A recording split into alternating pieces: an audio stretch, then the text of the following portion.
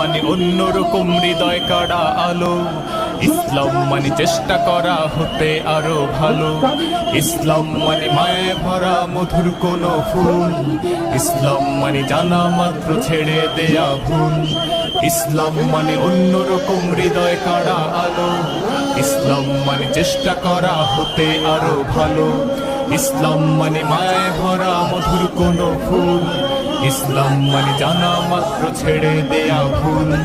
চারিদিকে শুনছি শুধু একটাই স্লোগান, ইসলাম ছিল ইসলাম আছে থাকবেই ইসলাম, ইসলাম ইসলাম ইসলাম ইসলাম, ইসলাম ইসলাম ইসলাম ইসলাম, ইসলাম ইসলাম ইসলাম ইসলাম, ইসলাম ইসলাম ইসলাম ইসলাম।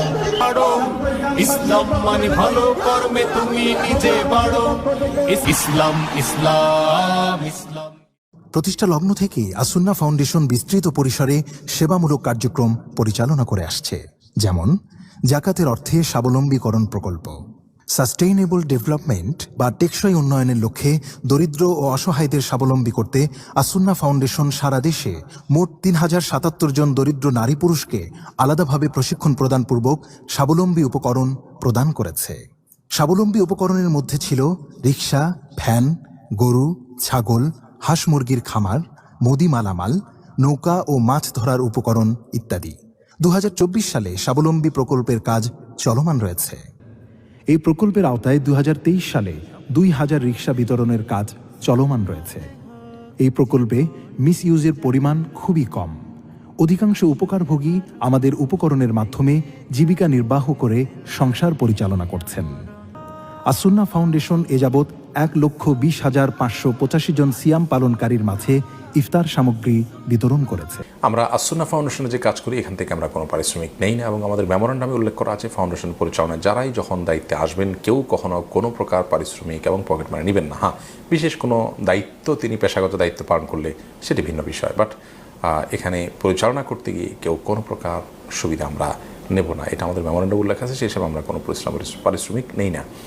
আমি কোনো টাকা পয়সা বিনিময়ে ওয়াজ করি না আলহামদুলিল্লাহ, এবং আমি দিনী প্রোগ্রামগুলো করার চেষ্টা করি আল্লাহ তাআলার সন্তুষ্টির জন্য।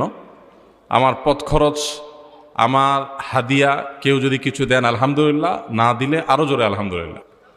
আমার এটা নিয়ে কোনো সে নাই, আল্লাহ শুকর। তবে আমরা খুব শীঘ্রই ইনশাআল্লাহ অফিসিয়ালি ঘোষণা দেব যে আমরা কোনো দিনী প্রোগ্রাম করে কোথাও কোনো প্রকার সম্মানই আমরা নেব না। বন্যায় ত্রাণ বিতরণ। আসুন্না ফাউন্ডেশন বন্যা দুর্গত মানুষের জন্য ব্যাপক ভিত্তিতে কাজ করে আসছে। শুধু ২০২২ ও ২০২৩ সালে বৃহত্তর সিলেট ও বৃহত্তর চট্টগ্রামের বন্যায় মোট ১,০৭৫ মেট্রিক টন খাদ্য সামগ্রী বিতরণ করা হয়েছে।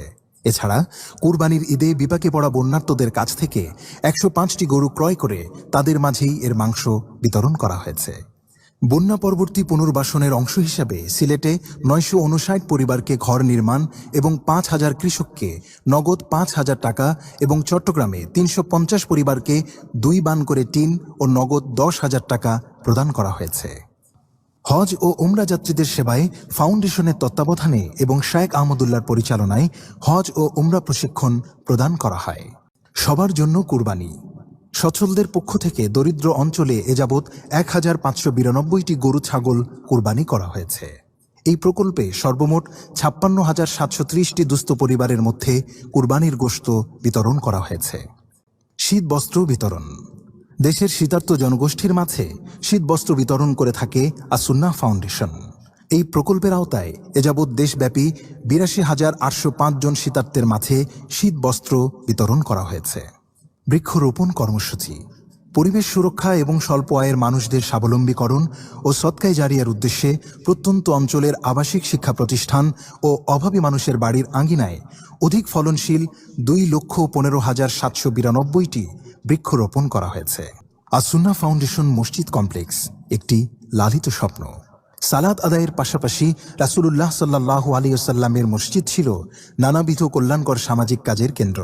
কিন্তু দুঃখের বিষয় হলো নানা রকম সীমাবদ্ধতার কারণে সালাত আদায়ের বাইরে সামাজিক কাজে ঢাকা শহরের মসজিদগুলোর তেমন কোনো অংশগ্রহণ নেই। এই শূন্যতা থেকেই আসুন্না ফাউন্ডেশন একটি ব্যতিক্রমধর্মী আদর্শ মসজিদ কমপ্লেক্স ও ইসলামিক সেন্টার গড়ে তোলার স্বপ্ন দেখছে।